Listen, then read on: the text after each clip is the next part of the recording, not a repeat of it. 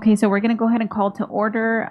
We're going to go ahead and do the Pledge of Allegiance. So if we can stand, please, so that we can get moving. Put your right hand over your heart and ready, begin. I pledge allegiance to the flag of the United States of America and to the republic for which it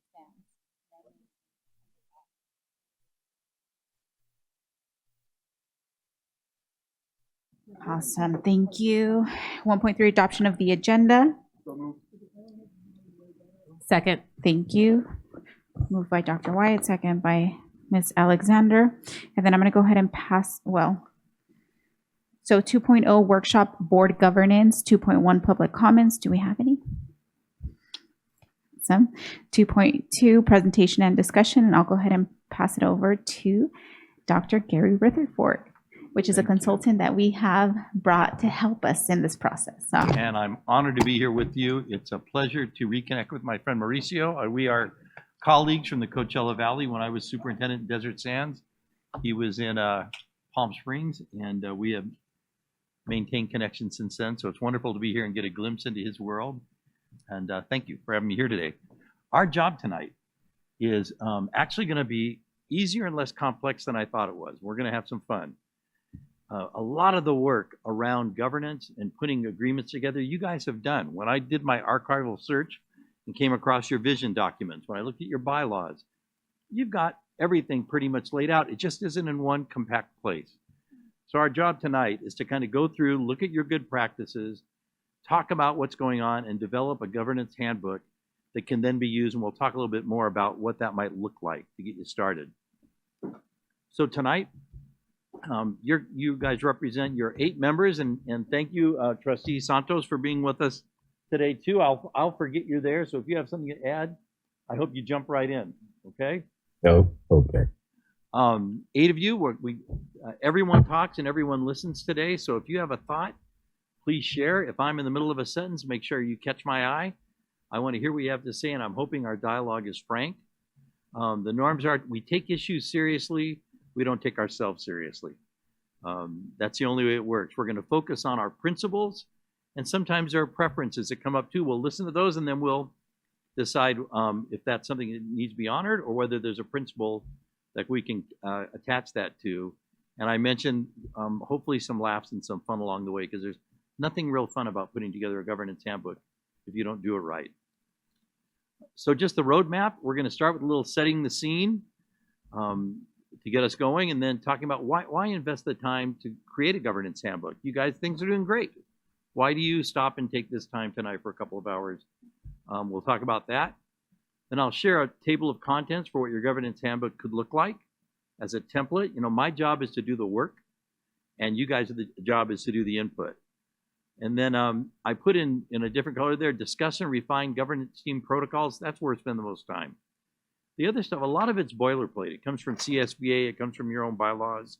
When you get to protocols, that's where it gets personal. That's where we need to hear your point of view about what's the San Bernardino City way and how do we capture that. And then we'll talk about next steps. I am going to stick tight to the timeline. I know you guys have places to go after this. So I will, we said 2 hours, and we will be done at 6:30, wherever we're at. And that means I may need to occasionally facilitate a little aggressively. So I don't mean to be rude, but I want to keep you moving so we get you out of here on schedule. So to get started, first let me ask you, your board protocols around how you address each other. Do I address you as Trustee Grande? Is it Mary Ellen? What are your agreements or understandings about title? I'm fine with whatever you guys prefer. Thank you, Madam President. I think this is an informal workshop, right? So I think for me, Scott's more than fun. First name's okay? Yeah. Okay, and I'm Gary, or Your Highness. Those are the 2 titles I will accept, but Gary will work just fine for me. Felicia, unless I've taken your title away. You okay with that back there? Okay, good deal. Good deal.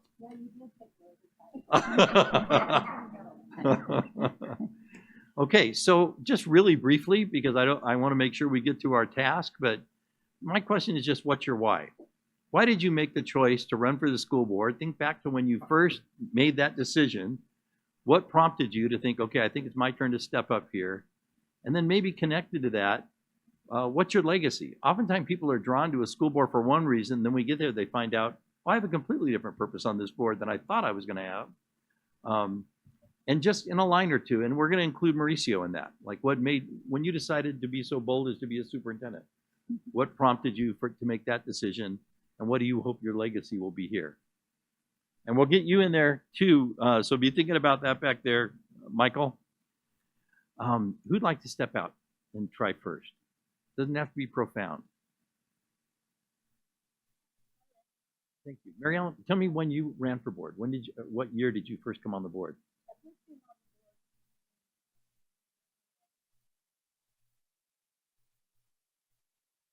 Remember that? I'll forget. All right.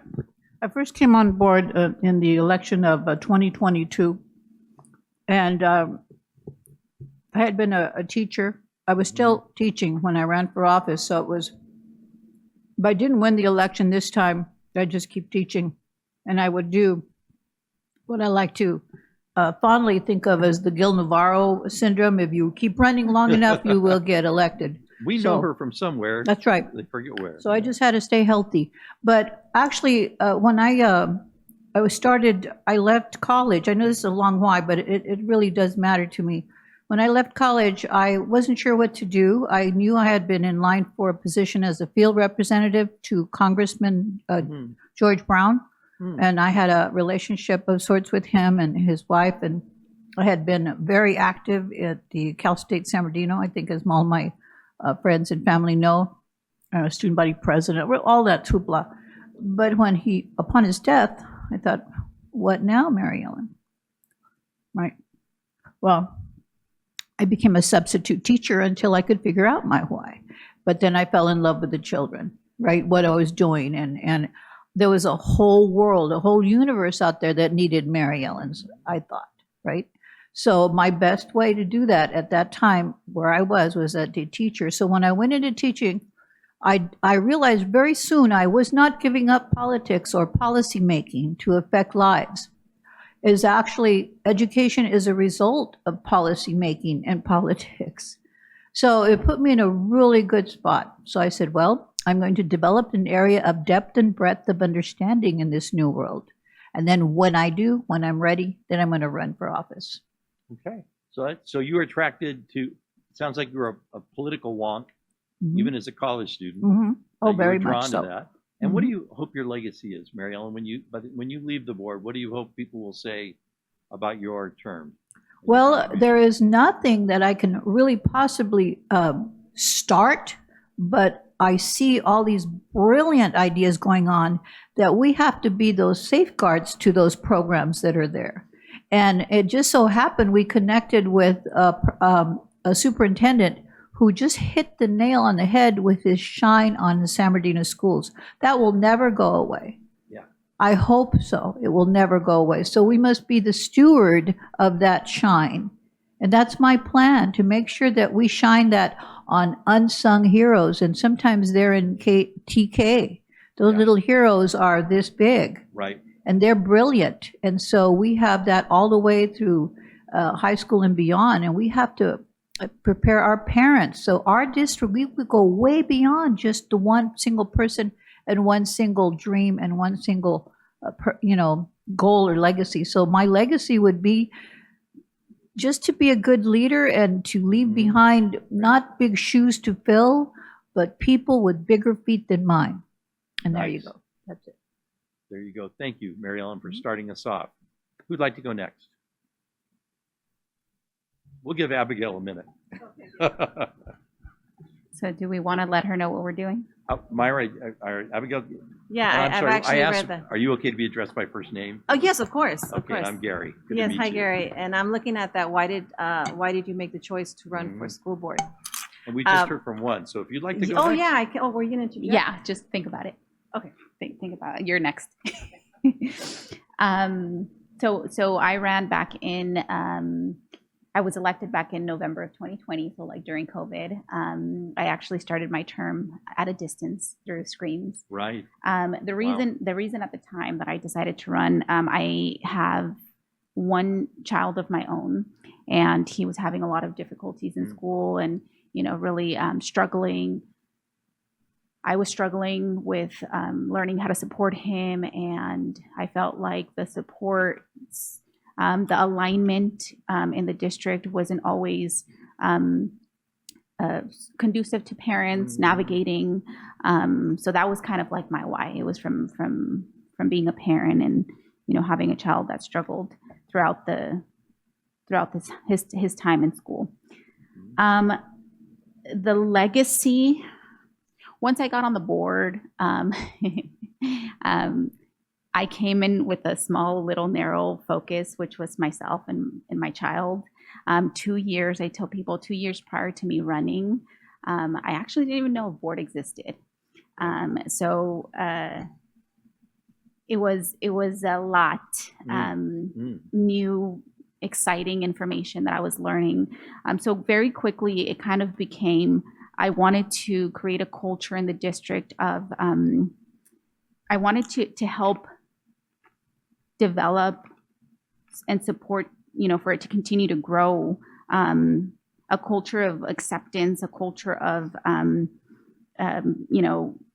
acceptance where we have diversity, where diversity is honored, where differences are embraced, and people work together as one community. So like my goal has really just become, we are all different. We come from different walks of life. But at the same time, we're all one community. Yeah. And so for me, that's really the message that I want to continue to push forward, that I want to continue to model, even, with my colleagues here, that we all have our differing opinions on that dais, but at the end of the day, we work as one. Right. The board really can set a model, and boy, does our nation need a model of people coming together with different viewpoints and still being unified in purpose. Yeah. So thank you for that. Abigail, are you ready to go? You want to pass and come back to you, or are you good? So so I have 5 children, and I remember when I had my children in elementary school. First, that's where one of my children was up for retention, and there were, and I would go up, and he was in 2nd grade, so I would go to the classroom, and I noticed that he was sitting in the back of the classroom, but the desk wasn't even facing the front of the class; it was facing the wall, and I was like, "Wait, what's going on here?" And so I that's when I became really active in advocating for my children. I fought it, and I asked for resources. I asked for enrichment. What can we do to help them? Then in middle school, he ended up getting an IEP and the extra supports. I also had children that were identified gate, but yet I didn't understand, why are they failing? Why are they struggling? What are the resources that are going to be provided for them? And then our school district was one of the lowest school districts in the state, but that was back, I can't remember what year it was, but it was where the state even classified some of our school sites as one of the most, which was on the bottom of the underperforming within the whole state. And they targeted some of the schools that my children would be attending. And I was like, wait, no, that's not what I want for my children. And I would even ask the teachers, I want my children to be successful. I want my children to have opportunities that I didn't have, going to college. And a person told me at the school site, elementary school site, well, now children are going to go to college. I go, but who decides? I want them at least to be successful. And so, of course, I started advocating. I started to, presenting to parents, get involved, find out how you can do more. And that's when I started working with COPE. And then from there on, I thought if, we had the board, there was some good board members there, and there was some that wasn't really looking at the issues. And so that's when I decided to, through some local organizations, asked me to run, and I decided to do so and won. But my main objectives was A through G. Because they looked at A through G's, not necessarily completion rate, but students that were in attendance, which is very different. And I said, no, we want to look at completion rate. We want to ensure that more students are able to go to college. Even those with IEP have the opportunity to, because even my son that had an IEP, he was placed in classes, and I go, no, I know maybe he's not great in this particular area, but he's great in this area. And so then they did, and now he is in computer science. his degree in computer science and graduated from Cal State San Bernardino, now working in Rialto. But it comes back to what can we as a school district, for those parents or students that don't have parent involvement, family engagement was a big thing for me. How do we help those that, parents that want to help their children, but how do we ensure that students that don't have that support, still we have someone in our school district that will encourage them and support them. So that's where And that would be your legacy as well, is to make sure those programs and support yes, are in place yes. for all students, wherever they are. Yes, yes, wherever they are, and the supports they have or lack of it, we're gonna provide it for them. So that's where I'm coming Thank you. from. Thank you, Abigail. Should we just keep going round robin? Are you okay to go next, Felicia? I think so. And Okay. I know Scott was very eager. My why, I'm from a family of educators. And so for the way I was raised, that education arms us. I mean, it's the tool that nobody can take away from us. And as Nelson Mandela said, education is the most powerful weapon that you can use to walk in the room. And for me, being appointed by the board in 23-1, which I felt very fortunate to be selected by the board, but what inspired me at that time was I was tired of people talking about San Bernardino, to be honest with you. And I just felt like I'm a natural at giving back and being involved in the community. So I was involved quite a bit. I'm from a family of advocates. So we believe in advocacy, period. And I really wanted to come in and be able to effectuate change from my standpoint of being in a professional arena. So being able to be a part of the career pathways was very important to me, and to be able to see that we're contributing and preparing our students to go into any type of job. So initially that was my focus. And being able to expose our scholars to areas that maybe they weren't exposed to, because I have an international business background, but also being able to elevate the understanding of logistics, because I kept hearing about logistics exposing us to like pollutants and warehouses, and truthfully, it's made a good living for me for 35 years. And I wanted to be able to explain and share my story to inspire students, and also to inspire the educators to look beyond what we see. And so that was initially what was the inspiration, but as I became a lot more indoctrinated, and my kids went to public schools, but they did not go to San Bernardino City Unified School District. My bonus kids did, and they're both doing really well. So I was also inspired by their education, and knew that there was a different story than what we were reading in the paper. And I wanted to make sure that I was a part of that process, and meeting many of the board members prior to being appointed to be on the board, also just seeing the work that they were doing was inspirational. But I felt like my skill set was in that area. And so that was my why. And the legacy that I really want to leave is I'm tired of people talking about San Bernardino. I want us to be at a different level when it comes to not only the work that we're doing, but the image. So people, when they hear San Bernardino, they start talking about us from a standpoint of, yeah, your school district's doing great. Yes, you're ranked. Not that you're at the bottom, because we have so much here. So the richness is here. We have great educators. We have great staff. We have a great vision. It's just a matter of let's see how the work goes and how we progress. So I'm happy to be on the board. I'm excited about it. But my why is really, I just want us to be able to say, hey, I'm from San Bernardino, and everybody is like, yeah, we see what you're doing. We see the good work you're doing in San Bernardino. Excellent. Thank you, Felicia. Scott. All righty. Well, I have a couple different whys, and some are very similar to my colleagues, like President Ceballos and Ms. Rosales Medina, with experiences with my son.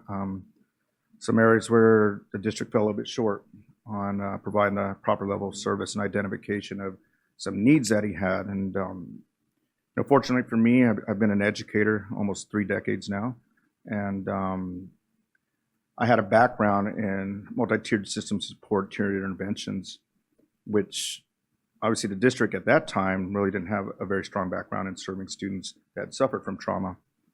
So I had some challenges with my son, but we were able to work closely with site principal, district staff from downtown, and start working on that. So that was one of my first experiences of, we could do better for parents and family members that don't know what they don't know. I was fortunate to be in the field, so I knew. But I always put myself in a place where, what if parents that have no idea what their child may need, and how do we make that happen? So that was one. My other why was very similar to Ms. Alexander. We had looked at moving out of the city because of San Bernardino being San Bernardino in many ways. But we've always loved this city. And so we went to look at another city at some homes, went to the schools my children might go to, went to the graduation of that city. And on the way home, I asked my children, so what do you think? And they said, we don't want to move here. We love our schools, we love our friends, we love our home. And so I told my wife, well, in that case, we're staying, number one, but we need to do more to make San Bernardino City a better place to live. Yeah. And so I was very fortunate to have a relationship with the mayor. He had appointed me to the planning commission. So that was one of my first experiences. I said, well, I want to learn how to make this place business friendly to where businesses can come here and want to come here, number one, and then hopefully grow and aspire to make a difference in the city. Well, that lasted a little bit, and then a couple folks asked me to run for school board. I was actually at Dr. Gwendolyn Rogers' fundraiser, and they said, we need a fourth. She's a former trustee. Yeah, she's a right? former trustee, and Yeah. she's a colleague and a county board member now. And I'll never forget that. I was like, well, my father-in-law had just passed. And so we were going through some tough times. And I said, well, if you want me to run, you got to go ask that person over there. She's the boss. And so, and I said, she's going to give you this answer. She's going to say, well, it's up to him. And I said, you can't take that answer. Because it's not true. It's not true, number one, yeah. So they did, and she said exactly what I thought. And so there's a gentleman who used to be on the board. He had passed not too long ago, close friend and colleague, and one that helped recruit me to the board, Mr. Mike Gallo, and former superintendent, Dr. Del Marsden. He said, this is on a Friday night. I'm at a fundraiser on a Friday night. He says, I need your answer by Monday. I said, well, we need to go home and pray on it first of all, talk as a family. So if you knew anything about Mike Gallo, he's very persistent. Probably call me Saturday night and then Sunday night, Monday night, and say, are you going to do this or not? And he didn't say it in those kind terms, actually, quite differently.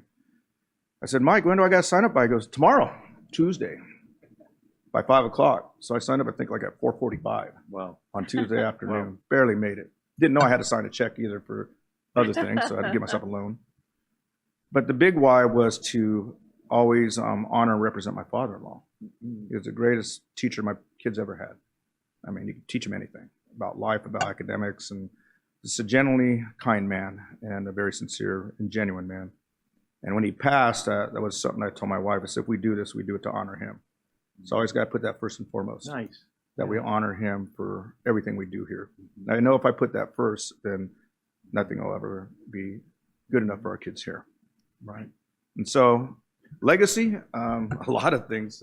A lot of this is, it's not a me, it's a we, because we make a decision as a board majority, and usually our board votes 6-0, 7-0 on things, which is nice. And we've done some amazing things here in this district that'll happen long after we're gone, long after we're gone. And it'll make a huge impact on our kids. Board citation policy was one.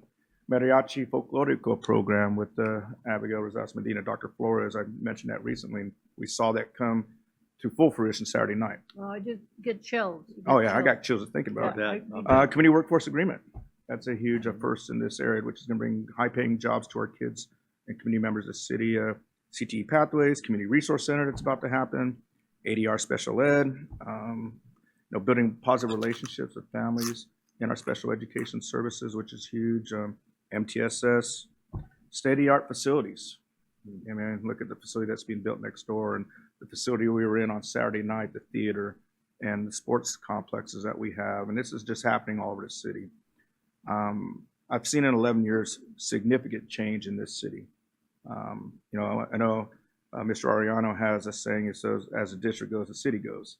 And I've always said we lead this district, this city in change and transformation, and we continue to do that. And so that's inspired me. I have another project. I know Miss Mary Ellen Grande has a project that we're hoping for, and it'll be another legacy project. But when it's all said and done, every one of us here will make a huge impact on this city, and many children and families and generations to come will benefit. And that's the beauty of this job. Thank you, Scott. Yeah, well said. It made me cry. How about our floating head over here, Michael? Wow. Yeah. Okay. So, Is that background? no. Is that So me?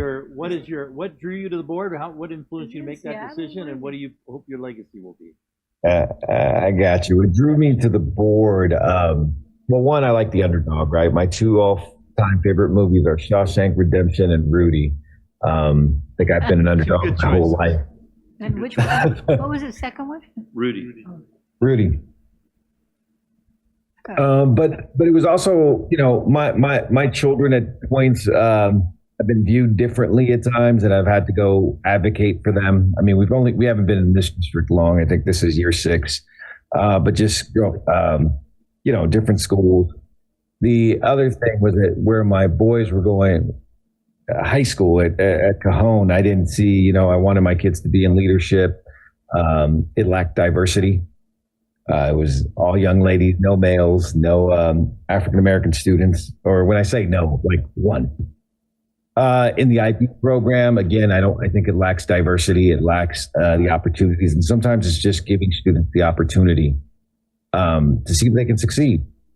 And I really believe in that we have to give people open doors. And sometimes we are stuck in our ways and, hey, this is, you know, they didn't qualify in 2nd grade. So when they get to 10th grade or 9th grade, they don't belong in IB or those opportunities. So that's kind of what drew me to that.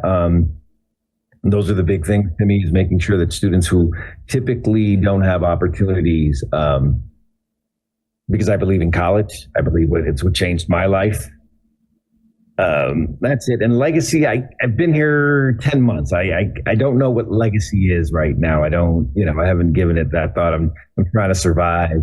You know, when I speak to my colleagues, I don't, listening to Dr. Wyatt speak, it's like half of the alphabet soup he gave me. I have no idea what he's talking about. I'm learning, but I don't really have legacy right now. Just kind of want to make a difference.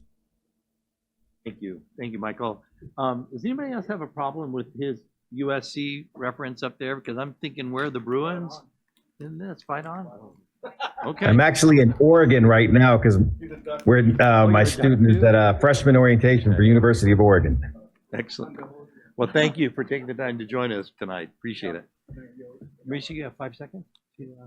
Quick, I'll be very So quick, what very drew brief. you, maybe make it specific to what influenced you to make the choice to come here? Well, I think I share Board Member Alexander's comment is when I left San Bernardino in 2002, I can't tell you how many times I've been irritated between now and then when people ask me, where are you from? And I say San Bernardino, and they would say, ugh. Yeah. Or they would ask me, where did you teach? What district? San Bernardino City Unified. Like you were escaping it Yeah. to go where So it was that negative connotation that always kind of stuck with me. I never thought I'd get the chance to come back to San Bernardino. So when that opportunity came, I still was not considering it. I'd had a couple people reach out to me, but it was my wife who basically gave me my first why. I remember we were laying in bed one night, still contemplating the position, and she said to me, how many times do people get a chance to go back and give back to something that's given them so much? Smart wife. And, that was deep. When she made that comment, it was deep. And it was at that moment I decided, that's my first why. Then my second why is coming back and proving to everybody wrong that we have great things going on in this school district. And so my legacy, I say this all the time, I want us to be viewed as a serious institution of academics, not only within the city, but outside the city. I want to change the narrative that when people hear San Bernardino City Unified, their first reaction is, my goodness, you have X, Y, and Z at a high caliber. And so it's just, hopefully I can leave this place someday when I retire, that together we've set high expectations, that our staff and our community truly believe that our kids have the ability to compete against any kid, no matter what the zip code is. And then more importantly, one of the reasons why we're here today is that we leave then something in place that the next group of board members, the next superintendent, the next cabinet can continue to build on, and that we never regress back to being on the lowest list of schools or school districts. So that's kind of where I'm at. Thank you, Mauricio. So I heard some themes across the board, and if I had to distill it, all of you talked in some way about polishing the brand. You know the excellence that exists in this district. You also know the simple judgment people make about communities based on zip code, based about average income, based about a million different things that aren't at all reflective and don't capture the brave and noble work you guys are doing. So who better than you to make sure that word gets out? And I heard that. I also heard about being the voice. There are a lot of people in your communities who really don't know how to access your system and don't feel confident enough. They don't have the language. They don't have the, maybe they had a bad experience in school.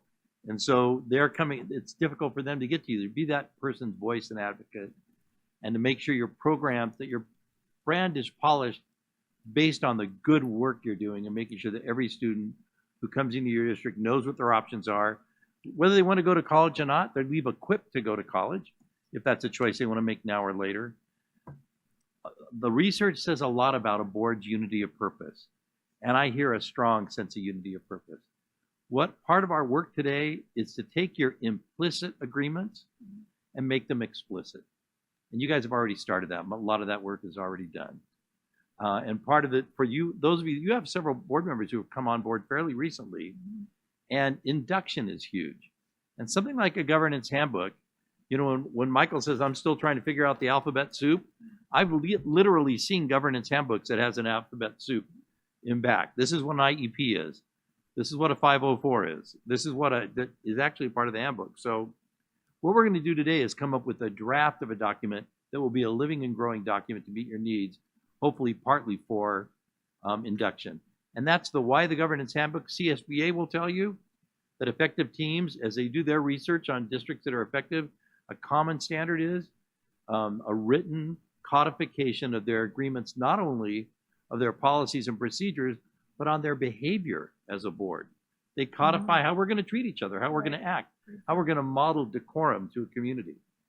So what protocols or practices are in place to support new board members? That'll be a part of the outcome of tonight. Can I just say one thing? You may, please, anytime. I just want to acknowledge what you've already done right here. So I'm really looking forward to today, because what I take from my own experiences, even my own words, when I was looking at it, I said, well, when it would all doubt what my legacy is, I really want something where we can train our leadership and to have a policy so strong that it is inspiring at the same time. So you can't build leaders and leadership without the inspirational component. Right. And I'm not saying they all have to be speakers, you know, in our own way, even if we stumble and all that, we all have that same heart, our love for making a difference in the lives of others. And that's a commonality that I heard. So I just want to say thanks. Thank you. I didn't know myself. That's always by the way, that's always my favorite part of every meeting.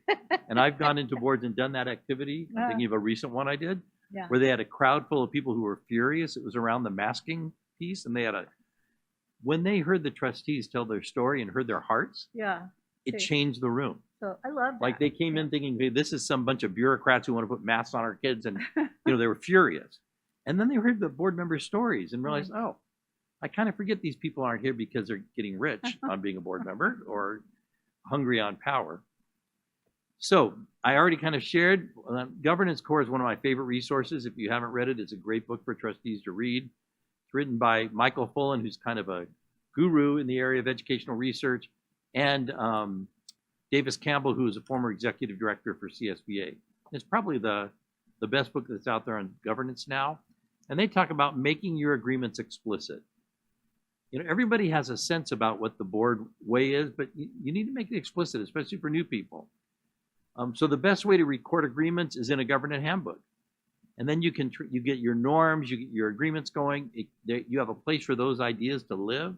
When something new comes up, a lot of the governance work I'm doing, people came in and said, Gary, we need norms for how to handle angry audience. You know, we've gone 20 years and never had a mad speaker, and now we got a room full of them. And they're interrupting our meetings. And we've never done anything like gavel out a meeting. And so suddenly they're writing protocols to address real life issues that are happening right now. And that's what this can be a framework for. So it's a living document that will change as your conditions change. So the core instance, so why adopt it? Just going on with my friends from the Governance Core, It's an opportunity then for your community to understand what a board member does. We elect and appoint board members all the time, at least in districts I've been to, that have never been to a board meeting. People have been elected and they kind of think they're joining a PTA group. I was doing an interim in a district I will not name. They elected a 26-year-old board member who came in the next day and said, Dr. Rutherford, can you tell me where's my office? And do I get a car? And I said, oh, buddy, sit down. We need to talk. This doesn't come with a car. It doesn't come with an office. Let's talk about it. He really had no idea what he was signing up for. So the governance handbook is a place when people start pulling papers. I always met with candidates and said, here's something for you to read to understand what a trustee does, what the job is, how it works here. So that even in the candidate section, it's a chance to educate people on the board. So why now? Look at that group of people. So why now? From my experience, the best time to do your governance handbook is when things are working. It's a really hard job for me when I come in and there's a divided board and they're bringing me in to fix it. And they think the governance handbook is their way to get at each other and set rules in place that are going to bring that person in. Nobody's looking in the mirror, right? They're all looking out the window at what, if Felicia would just be this way, I'd be happier. And all of a sudden, that's a very difficult conversation to facilitate. You guys are recognized. You're talking about your brand. I was a superintendent for 16 years. I was in Upland for 8. I was in the desert. I've watched San Bernardino over your past superintendents and all. I've seen the good times. I've seen the challenging times. Have you experienced as a district? Your brand is at an all-time high. You guys are moving in the right direction. You're recognized as having good leadership and working hard to close the gap. And so this is the time to have this conversation, not when somebody runs for the board and gets on the board that maybe represents an ideological point of view that's going to be challenging. That's the other thing people are calling me in for now is people are coming in with political points of view that maybe aren't about always student-centered. They're maybe about adult issues. So I want to commend you for taking the time and investing the time to do this. And now I'm going to start really moving. So here's everything in black is done. You haven't seen it, but we'll kind of talk through it. You have your unity of purpose. You have a mission and vision statement. You have some strategic goals in your 6 pillars. You've already got documents in your bylaws that describe the role of the board. You have your operating values as part of your vision 2020 or 2030. It's hard to believe it's going to be 2020 seems like it's still ahead to me, and we're looking at 2030 real quick. Signature page is just where you kind of come to agreement on it. So I highlighted the 2 areas we're going to spend the most time talking about tonight, and that is those protocols and agreements about your actions. And you all were kind enough to at least attempt to complete the survey to give me some input as to where you stood on some of those. So you've done some of that pre-work, and that's where we're going to focus most of our time. So an effective governance team occurs when you're unified, cohesive, you share a unity of purpose, driven by a moral imperative. The goal is not to be uniform. The goal is to have unity. So a diverse point of view, a great board isn't always a 7-0 board. The best conversations I've ever had and the best outcomes I've ever had as a superintendent were ones where in the middle of it, I thought, oh my gosh, are we ever going to get to a decision? There's conflict.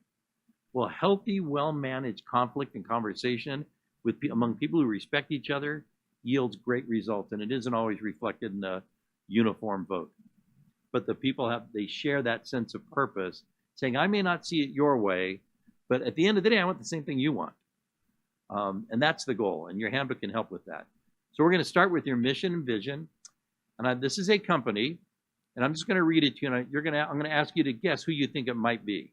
And Mike, I'm going to ask you first, so put your thinking cap on. This company provides its customers with quality products and the expertise required for making informed buying decisions.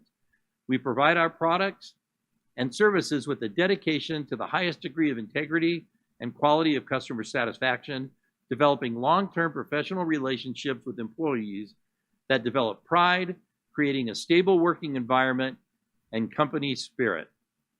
Mike, who do you think that might be? Give me a guess. What company does that sound like it might reflect?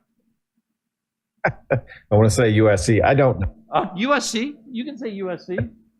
Okay, that's a university. Other guesses? Yeah. Who might it be? I didn't hear you. Yeah. I don't have a guess. Lowe's? Lowe's? Yeah, that's not funny. It could be Lowe's. It could be a I'll say Best Buy. Best Buy. You have a guess back there? Yeah, Mary Kay Cosmetics. I've had people say Amazon. I've had people say Google. Here's who it is. If you want to show that is Dunder Mifflin's mission statement, literally. When the office was running, they had a website set up, and when you went to it, you would look like a real business, and that mission statement was their mission statement. And the reason I share that with you, as beautiful as that was, it's not about words. If it's not rooted in action, it probably doesn't exist in any real sense. So as beautiful and as inspirational as that statement was, I could come in and write you a mission statement that would bring a tear to the eye, right? You've all seen them. And then you look at the organization and say, I don't know that I see that in the organization. I almost said Ben and Jerry's, and then I remember they're breaking up. Oh, yeah, there you go.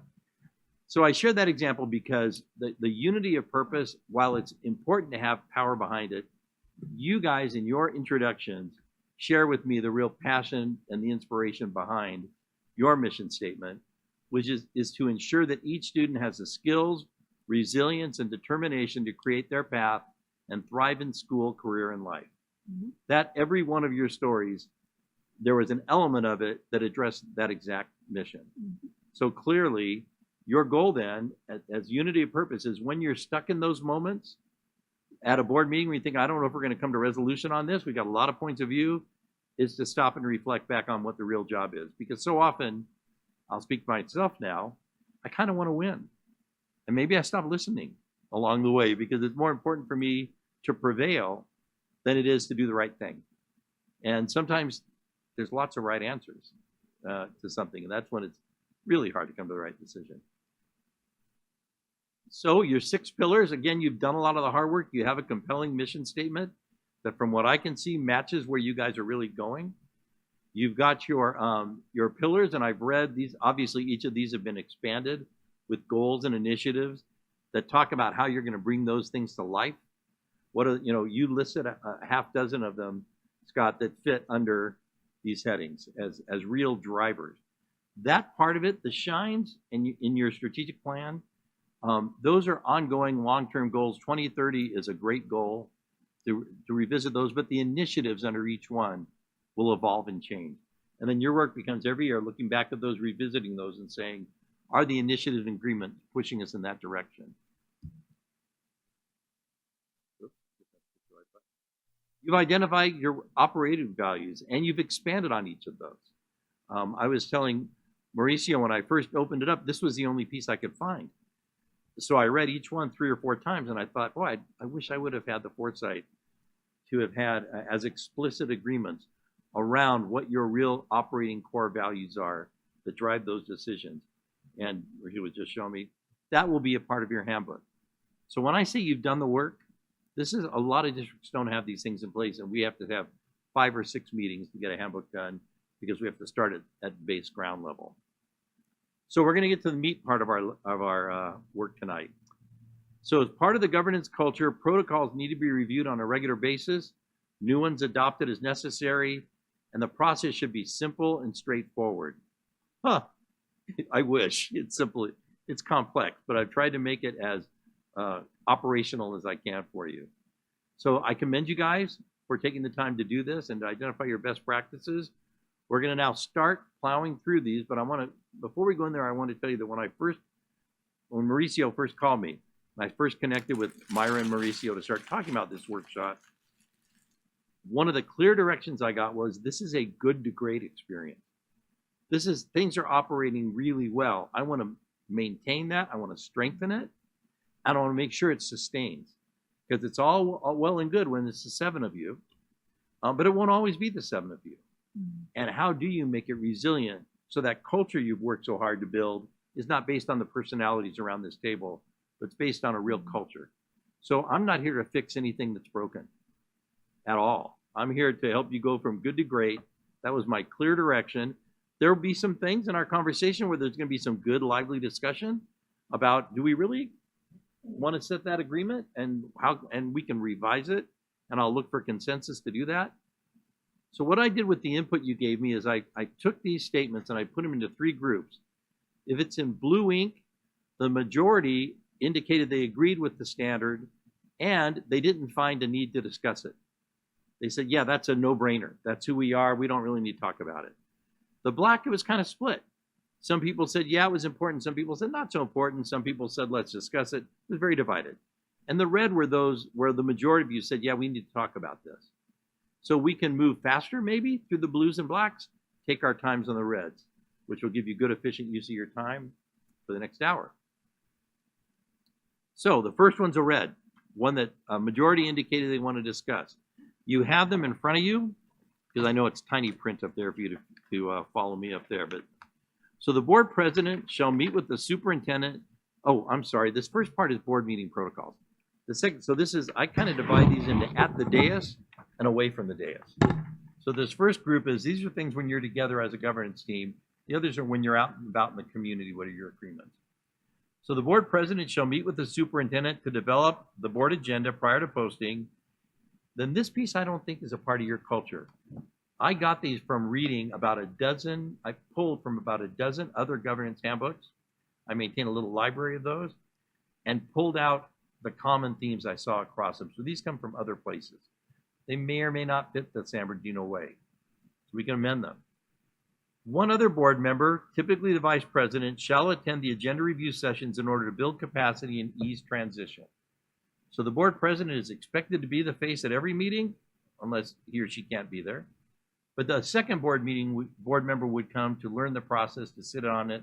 That could be the vice president. It could be a rotating seat. So talk to me about how you guys set your agenda and whether or not this is an agreement that you'd like to amend or that this might work for you. Well, I'll start. So this is my first year. So I think when I first came on board, the common understanding or common practice was that the president was elected, and then whoever was the board vice president kind of fell into that board president role position. We don't have board policy for vice presidents. We only have board policy for presidents, that they shall not serve more than 2 consecutive years. So 2 consecutive years. Yeah, Okay. they shall not. Okay.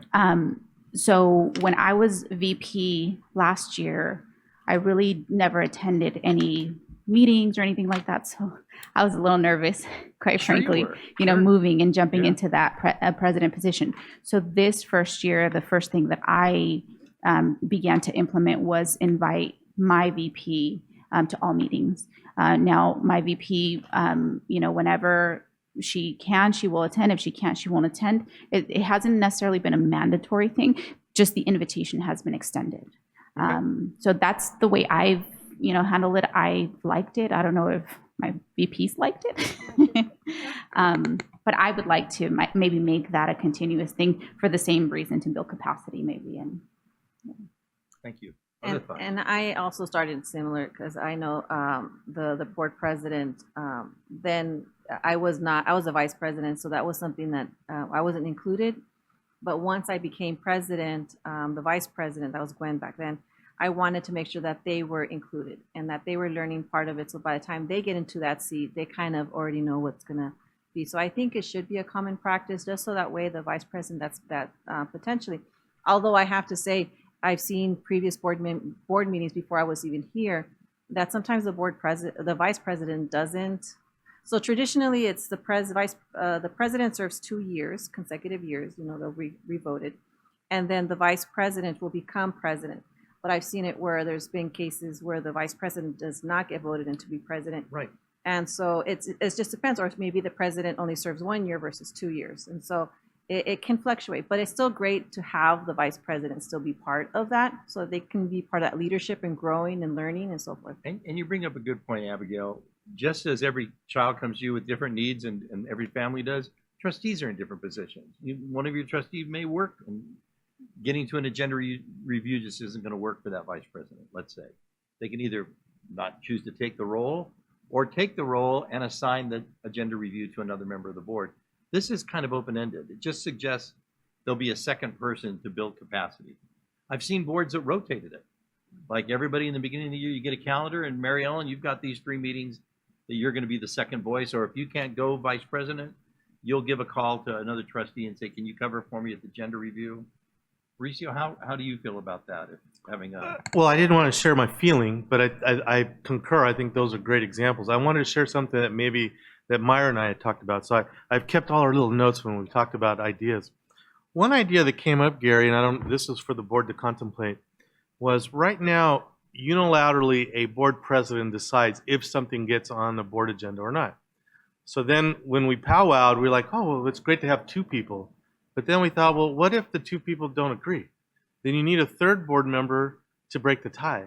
So the idea was perhaps agenda prep would be like a subcommittee where there would be 3 people going to the meeting so that then 3 people could decide what's on the agenda or not. So that odd number was kind of the tiebreaker.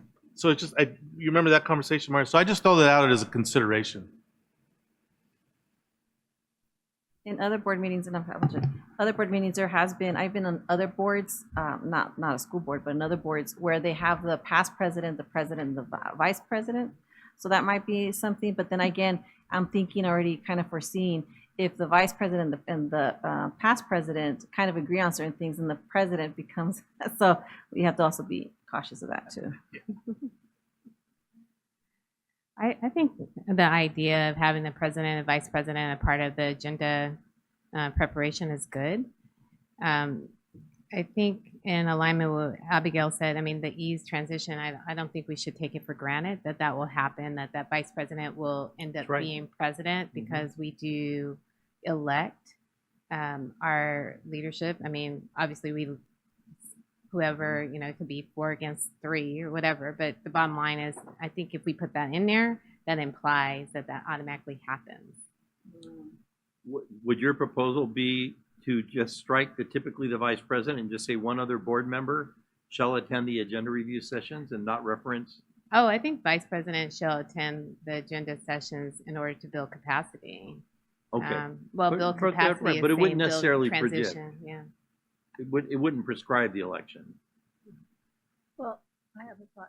Well, is there anything here's the thing though, I see that. I said, what if there's a movement to not have that vice president be vice president or president, let's say, no, I don't think that's. What do your bylaws say about election of officers? Is it prescribed that the vice president shall become, or is it? No, so every election is a fresh election. That's what I'm Takes saying. a motion and a second and Right. a vote. Right. I think in many districts, it's a way it's kind of understood that protocol can work, but it's not. I've seen boards do all kinds of different So then things. that vice president will have attended all those agenda reviews for this, I just want to Build their way into- capacity. segue into that Right. presidential spot. Right. Is the purpose though, I'm sorry, Scott, is the purpose of the vice president to attend just so there's support and there's understanding, because the president might not be able to be at the meeting? Yes, Um, yes. Right. Is that the focus Yes. versus ease transition? Because I think when we say build capacity and ease transition, we're not even thinking about the process. Right. Mhm. Right. So, You make a very good point. So you Yeah. really are you're preparing a sub Yeah, in the event for the that president moment, can't. for that moment. It's Right. not gonna help you That's learn. their role. Yeah. Is to sit in. Felicia, are you done with your comments? Scott. Dr. White? And thank you. Well, I know I was vice president and board president, and it was nice when I was the vice president because the board president invited me to agenda review, and it was definitely an onboarding experience.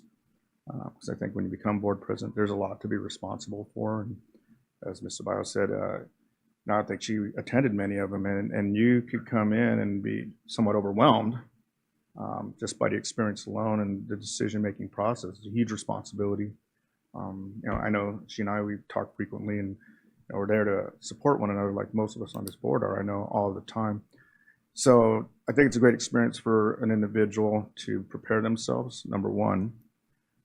Two, the don't think the board president should have the ultimate authority on who can say what can and cannot be on the agenda.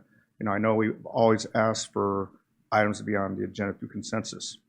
And I'm really big on the democracy of it and the governance of it as us selecting things, whether it's, you know, on a action item by majority vote and not unilaterally making a decision, because I know that has impacted us in the past. And I would hate to see something like that happen again, because the board president, I think, has to really remove themselves from having any type of bias when you're a leader. You have to really allow your board to be able to govern, because now we're not a board anymore. We're more of a dictatorship. So for me, I just have to, I want to put that out there that I don't think any one person should have the ultimate authority about what goes on an agenda. It should always be at the authority or the consensus of the board. Now, and I'll leave that to my colleagues to discuss that.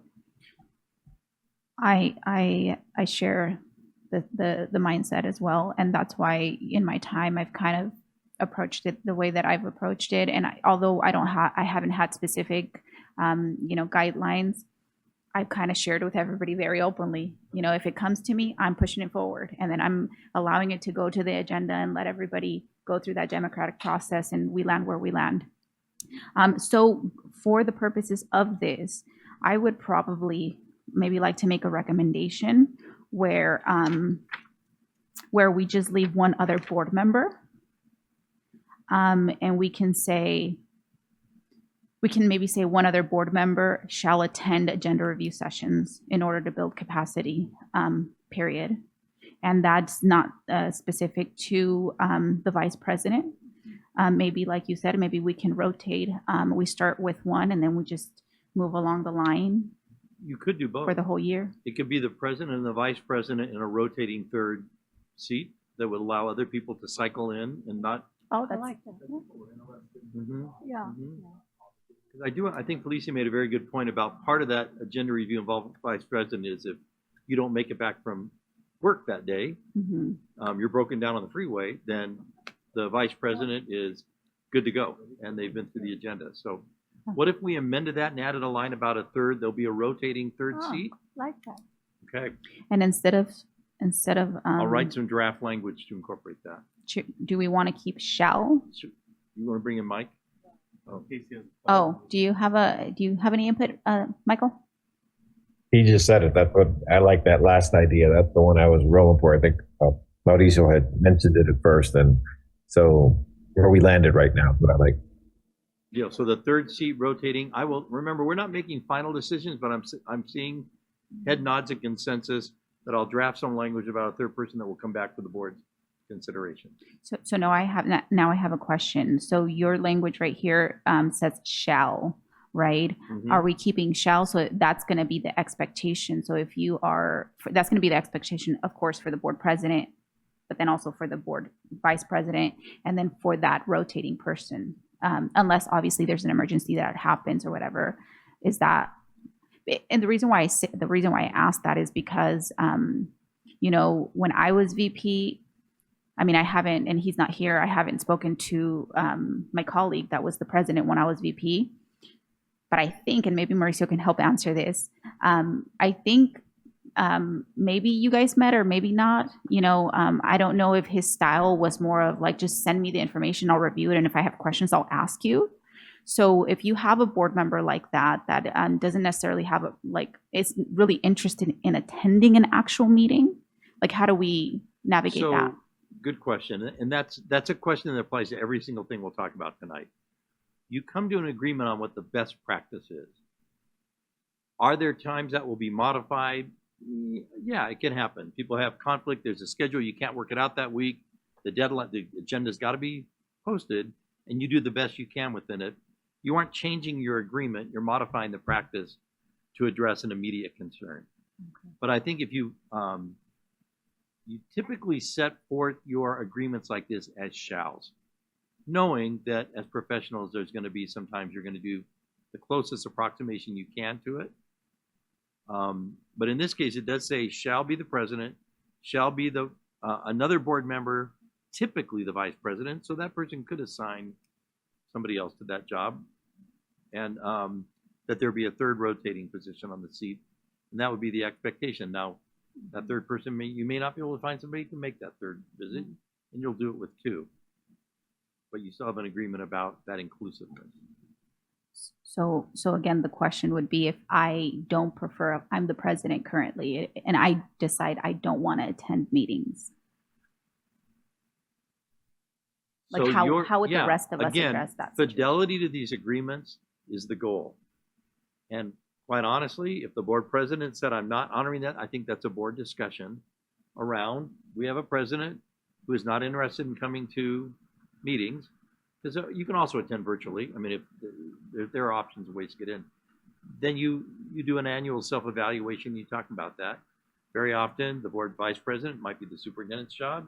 Myra, I'll just use you since you're president to sit down and say, Myra, part of the responsibility, our agreement is that you come to these meetings, you haven't been coming. Would you be more comfortable perhaps to step down as president? And let's talk about how that will go, because otherwise the board may be having to take an intervention to make that happen. And you use finesse to get it done. You also do an annual self-evaluation where people can, that would be a president who probably would not make it the second year, I would guess, if there isn't an understanding they have a maximum of 2 years, they may rotate out.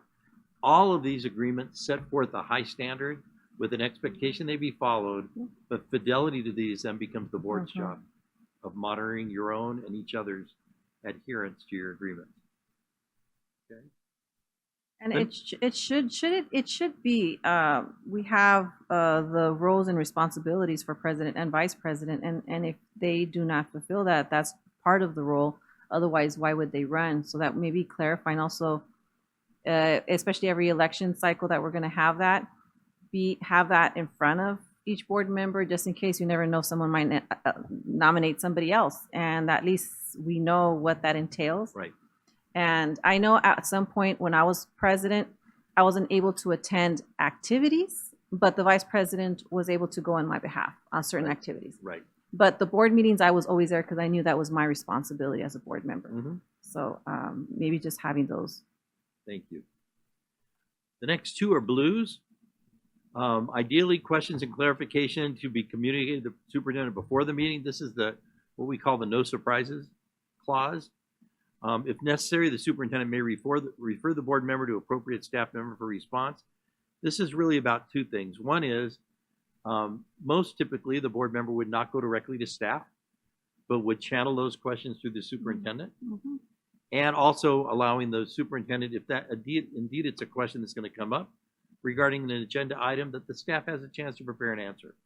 Sometimes, as a superintendent, I'm sure Mauricio's experienced it well, a board member will ask a question, will answer the question before the meeting, but the board member will say, I'm still going to ask that in the meeting, which we appreciate because you're letting your community know that that's an important question. That way staff can look good, you can look good, you're getting information your community needs, you're not blindsiding anybody. That being said, there are times when a real live question will come up during deliberations you didn't anticipate. So how do you handle that? Typically you would say, I have a question, Superintendent Ariano.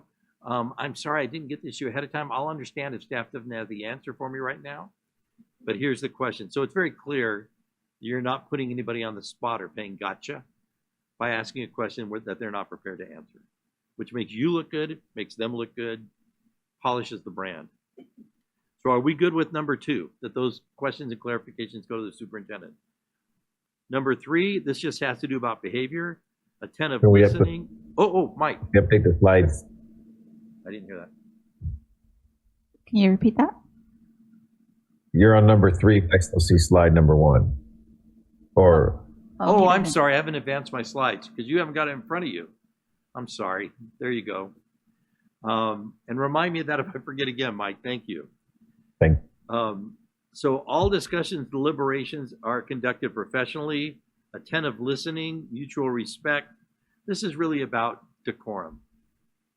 That you're listening to each other, that in the face, again, these things are understood until you've got a board where they're not understood, or a new trustee that maybe doesn't experience that.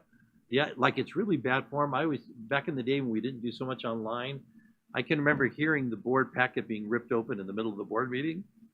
It's like, somebody's not so prepared tonight, and that's a bad look. At least do that in the car before you get to the board meeting, so we don't figure it out.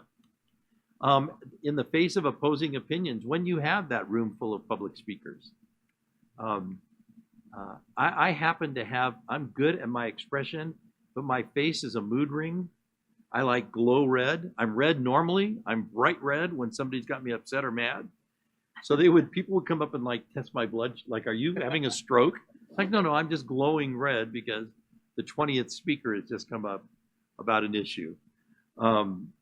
Just the notion that your decorum, your attitude, your receptiveness, your leaning forward are all things that communicate. You're there, you're listening. And by doing this, you model, our real goal, when you guys all talked about students, I love it when board models good behavior and good discourse for children to see. Here are some adults that are not agreeing. But look how they listen to each other.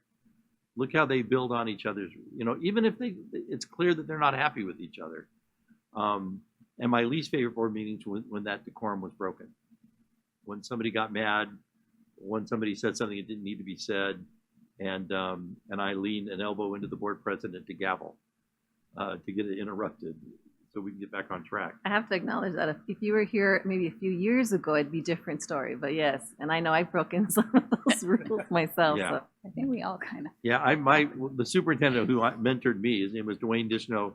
When the board was, I remember when someone was speaking, he would sit with his glasses and he would take notes. Now I know he was scribbling loops on the paper, but it was his way to be attentive and to listen. I thought, oh, that was interesting. And so looks like he's really taking it all in, even though it may be the 50th speaker on the same point of view.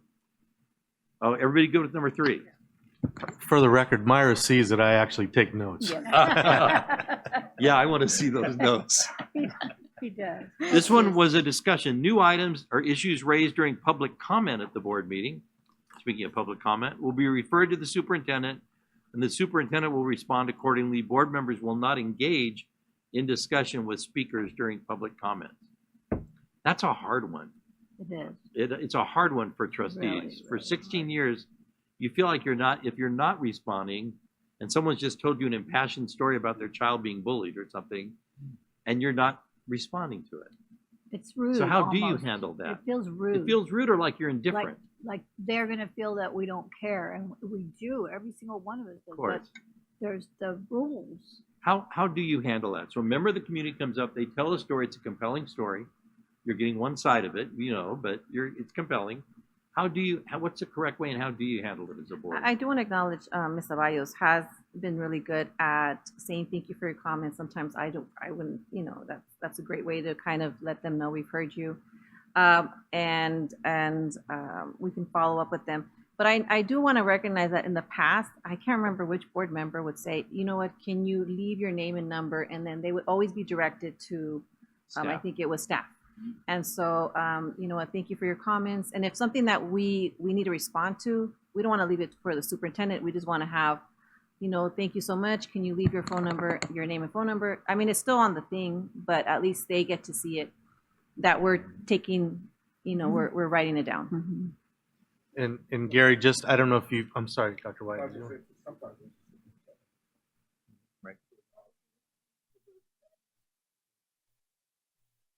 Your mic on.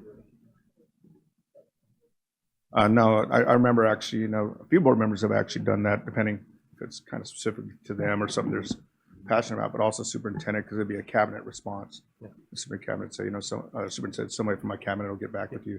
Please leave your name and number with the board secretary, and we'll get back. So, real simple. And to build on what Dr. Wyatt, you may have noticed, but our assistant superintendents are really good at responding in the moment.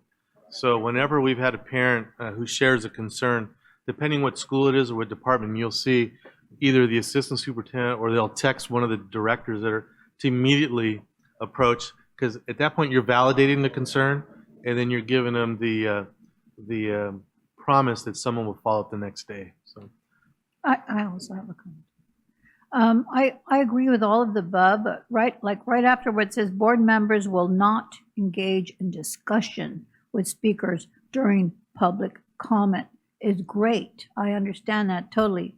But I would like to, just because I'm a, fairly new board member, and I think of other ones that want to say, but I think just a minimum bear to thank them for sharing, or something very professional, that just not let that dead, empty silence when they walk away and then say, okay, next item.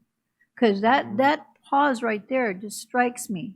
Right. It's like, oh, It's not easy to step up to that microphone. no. Well, for some people it is. The Mhm. majority of people who come to So- that microphone, it's a difficult thing, and they're taking a risk. So Just Mary Ellen, I appreciate just that. a human thing that said, a comment to say thank you for sharing, or thank you for your words. And not to make any promises, just to acknowledge that they came. I mean, they come with their hearts in their hand, So maybe we can add a line that says that the board president will acknowledge the speaker and direct them to staff as necessary. That's typically the board president is kind of the gatekeeper for that, and whoever is in that seat would say, thank you so much for sharing. Superintendent Ariano, can we have somebody follow up with Mrs. Jones Yeah. on her situation? And he, of course, will say, absolutely. That's it. The trap, you guys, and you know it. People will bait you Uh-huh. and say, well, what are you going to do about this? I'm really Like good though. they don't understand that there's not going to be a conversation. They're thinking you're going to really work this out as a group, and you can't. And very often, do you have language you read before public comment? I was actually just going to recommend that, because we do have language that I read before, but it only talks about, what public comment is, the time parameters that they have, that, no defamatory, yada, yada, statements will be made. But I would like to recommend that maybe in there, we add a section where we say, every single time I read that I also say, your information will be, it's already, if you filled out a blue form, your name and phone number is on there, and our office, does collect that, and, we will be reaching out accordingly if necessary, Does it something like that. explain in your comment that, I'm looking at Karen, because you'll probably end up with the task of rewriting that. Does it say in the instructions that the board is not allowed to engage with No. you? No, Haven't you seen No. that before, language? Yeah. No, so maybe It adding says that. the board won't, so Doesn't they know say. ahead of time, we won't have the conversation. We we're can't not have it. allowed to. Not We're that not we allowed don't to. want to. We I think want that would be to. a good enhancement. It's read aloud every time. Mhm. It keeps you from that uncomfortable. And if they pose a question, the president can say, I'm sorry, we're here to, we want to hear what you have to say. Is it limited? Do you have timers? Do you run? Do you have 5? Mhm. You guys are generous. Yes, we are. Dr. White. No, that was what my hand was up for, actually, was a time limit, I'd like your response, Dr. Rutherford. Well, it's 5.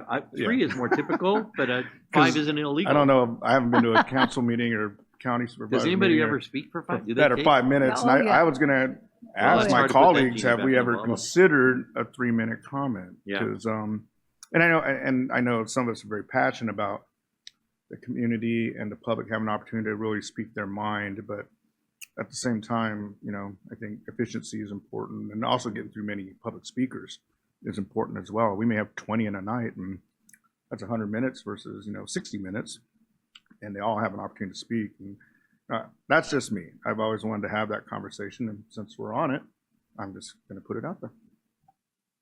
So I'm hearing, Ms. Medina? I'm sorry, I was going to see where we are in terms of wrapping this up. Is this agreement, I'm going to add the acknowledgement and the thank you line that the speaker will be acknowledged by the board president and thanked.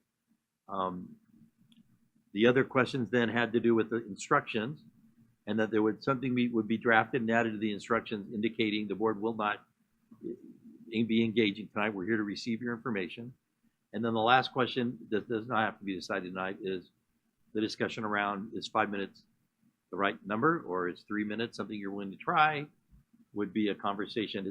Sometimes it's hard if you have frequent speakers. Putting that genie back in the bottle may not be worth the trouble if it looks like you're not wanting. You don't have that many. You haven't got regular people standing up there every meeting. No, it's And I want to say, I think it's because I would a little pushback on the 5 minutes, only because it's because we give folks the opportunity to vent. I think it's also creates an opportunity. If you notice our board compared to other boards, I think because they get the 5 minutes, they're able to express themselves and they go home and they feel at least they were heard. Yeah. It creates those opportunities versus if you feel like you're being cut off, then you become more frustrated. And then, I know that in our board, we've been really good that if there is a certain amount of folks speaking on one subject, then they're kind of limited compared to other districts, and that's where we take advantage of that situation. Where it's 5 people and then, or not 30 minutes or something like that they can share. Yeah. So it kind of narrows it down. Otherwise, it would be a whole, and I've been in those meetings where it was all night before we Yeah. even adjusted it. And I also do want to be mindful that many of us do, talk to, during public comments, and I have not been, I'm not going to say I haven't. And I know that I've kind of even learned it's a clarifying question. And so just knowing how to maneuver that too.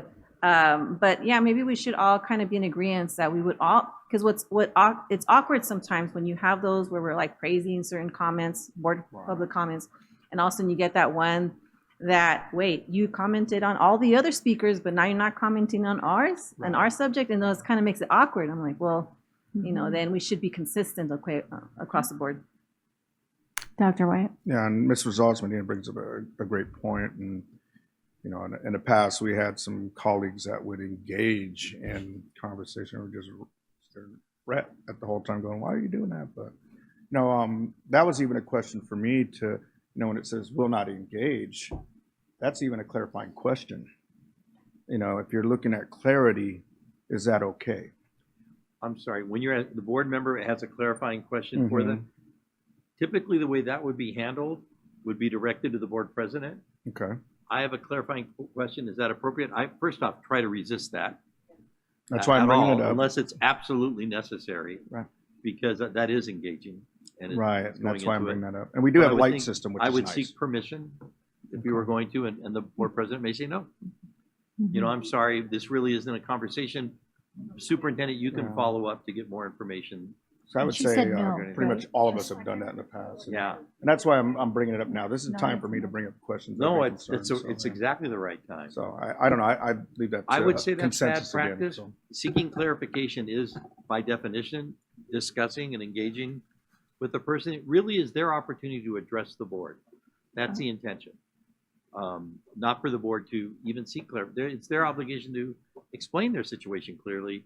The superintendent or staff can follow up, get the details, and make sure it's addressed. Well, I just have a Slippery comment. slope. I have a comment too. I just, my concern is that they understand, and with a comment section by our president that would say, a reminder that, we are unable to, Yes. or not allowed to, or due to, Brown Act or whatever is our rules, that we are unable Yeah. for us to hear public comments, and it's very strict. Yeah. And thank you for your messages. And just if that's like Crystal, then I feel like I'm okay. Good deal. Michael, did you want to chime in? Yeah, I had a question. I like the 5 minute. I don't think anyone's abused it. As I admitted last week, I didn't even know we had a 5 minute clock for ourselves. But Comments, you have 5 minutes? I didn't know that either. but Maybe that's a norm. if it was an issue or a hot topic, can we adjust to shorter time, or is it if it's 5 minutes, it's 5 minutes? If it's 3 minutes, it's 3 minutes. No, the board president, there is a discretion of the board president.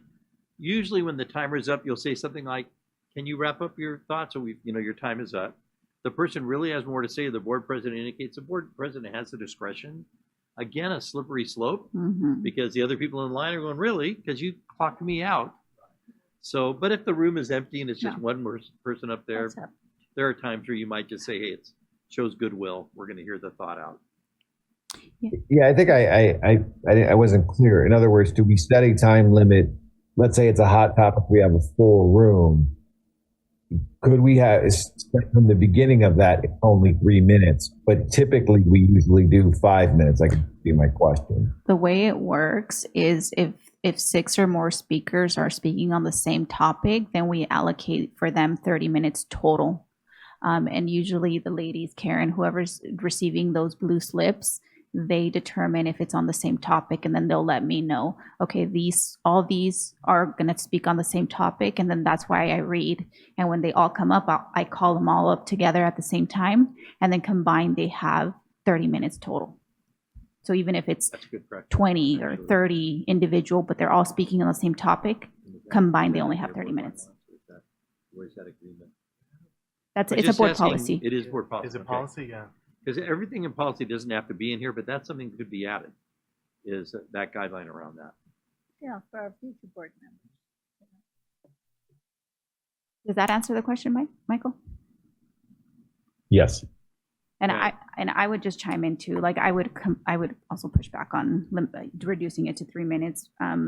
As a past speaker, I appreciate the 5 minutes. It goes pretty quickly, and you're absolutely right. Like we feel like, 3 minutes would have been too fast, and I would have probably left frustrated. Now I have to wait 2 weeks to come back and finish my second thought of the comment or what have you. So.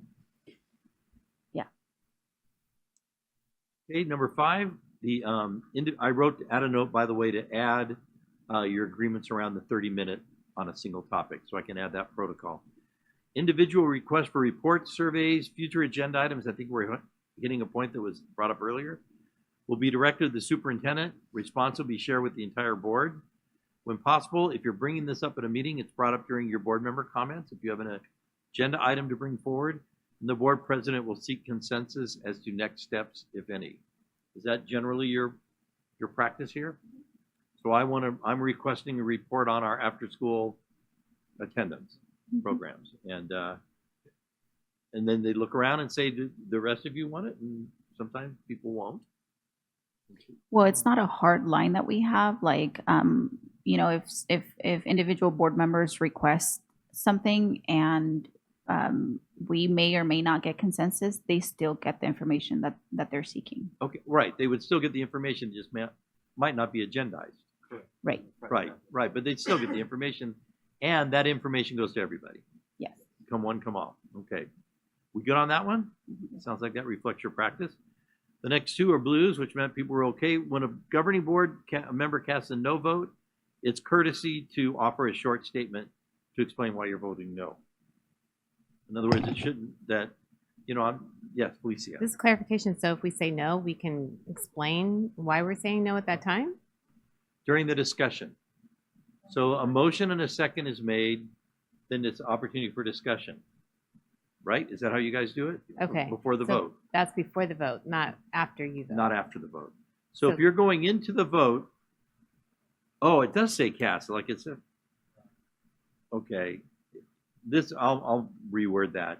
It's during the discussion before the action's taken, not after. It also sometimes, oh, by the way, sometimes I've had a board member saying no, the superintendent then clarifies and they go, oh, I'm sorry, that addresses my question. I'm not a no, right? It's sometimes it'll enlighten, or somebody else may hear their no and say, you know what? I hadn't thought about it that way. I'm a no. That conversation is good, but this doesn't even say shall, but it's good practice to explain the no. Number one, other people should be edified as to your reason to vote no. But if you aren't banished or censured if you don't do this, it's just considered courtesy. Just a clarification question. So these points that you have here, was this based on our questionnaire or was this a summary of how we answered the question? Because The I'm just blue- the curious to color know. code?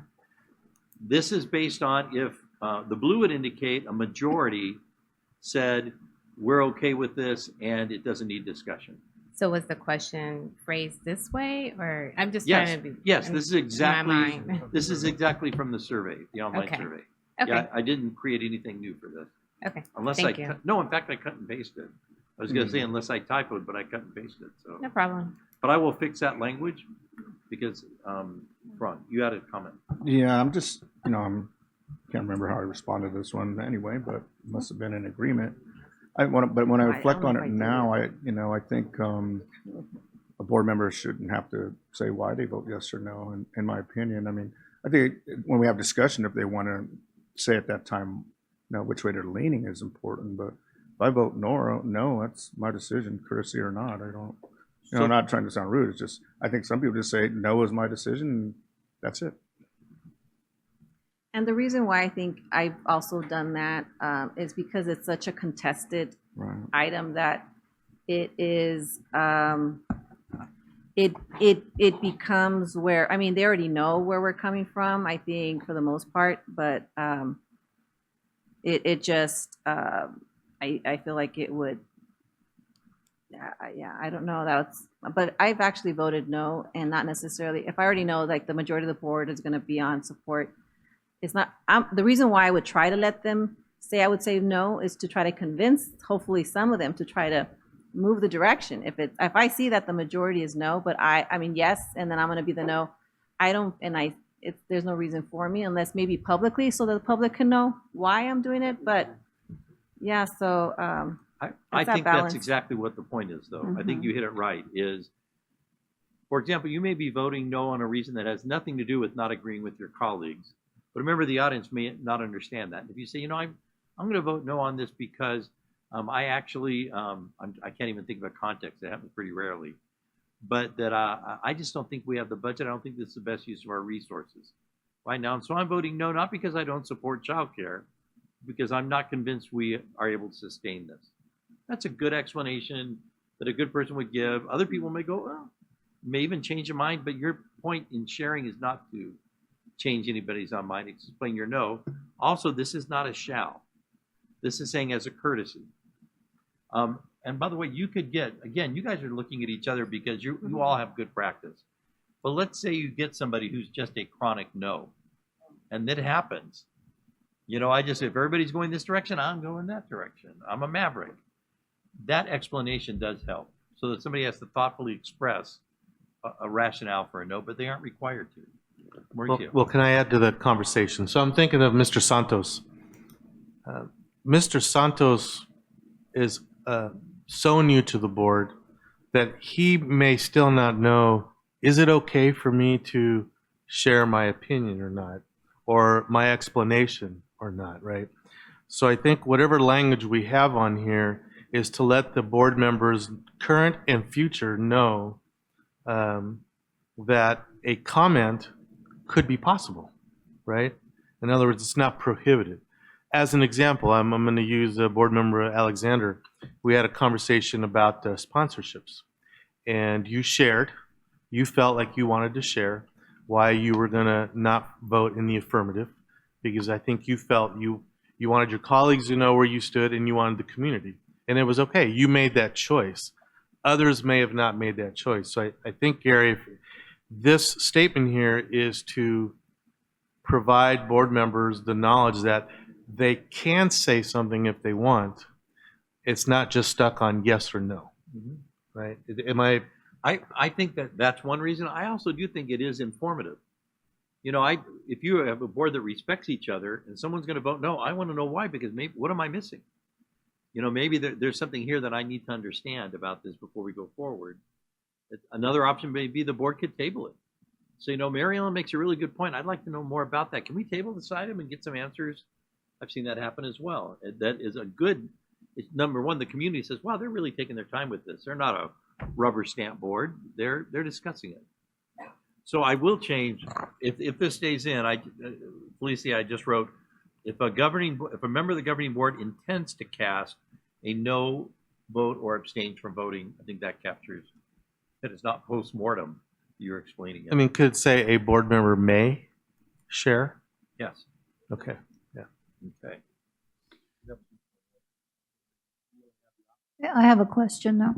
So just explain to me, my mind's eye, okay, when we have the discussion, right? And the movement is made and seconded, and then any discussion, and while I'm thinking, then we move quickly, say, okay, please vote. And then I think of something I want to say before I hit my vote button. So can I say, well, can I just say something before I vote? So let's say that the board president maybe went too quickly and they're Mhm. going right to the vote. I've Right. seen that happen. It's perfectly okay to say, pardon me, President Ceballos, can I make a comment? I've seen that happen as well. If they've jumped and it's voted, Uh-huh. kind of got a different problem. You can say something at the end of it, but that's why it's important for the president to give, even if there's assumed consensus, to give a minute or two and to look around and see if there's any comment before you move forward. May I ask a question? And this is for Karen. Karen, when the board members vote and they push the button, and then the results go on the screen, are you manipulating it for the votes to go on the screen after you get the vote, or does it automatically do it? Okay. So that, Gary, that's where I want the clarification, because I think once you hit the button, once the board members have given the opportunity to vote and press the button, then I would think it would be too late. I'm asking a question. It would be too late for the president to entertain more dialogue because the vote opportunity has already happened, Right. and there's no coming back from it, right, Karen? Because it's automated?